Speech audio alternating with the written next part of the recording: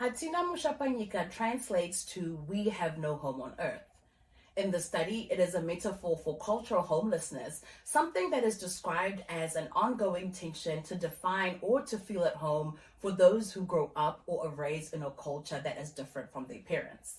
It represents the liminal space in which some queer Africans in Aotearoa, New Zealand occupy, where they face rejection, silencing, and exclusion in cultural and ethnic communities, and in the wider society experience racism and class-based exclusion. This results in invisible forms of oppression where the needs of queer Africans slip through the cracks in the absence of social, cultural, and professional support systems. While the liminal space is often described as one of separation between here and there, in this context, it is a site of unbelonging that holds the potential for the creation of a new home and varying other ways of belonging.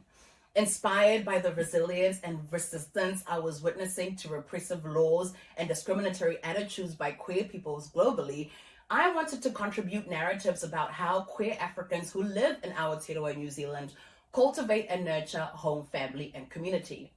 As part of the project, I developed the Sisamahlo methodology to examine social identities, power, and inequities and belonging through storytelling. The data collection, which I referred to as the story gathering process, involved 6 steps that aimed to make sense of queer African experiences and to produce knowledge stemming from those experiences. After the story gathering process, I weaved what had been shared with me to develop a choreo poem, which is a series of poems and monologues that integrates music, movement, and performance. Some of these are titled Brenda Fassie Was a Lesbian, The Violence of Belonging, and Creating Home, amongst others. I chose the form of a choreo poem as one of my final outputs, as storytelling has the capacity to highlight the unspoken or the untouched themes and subjects in communities.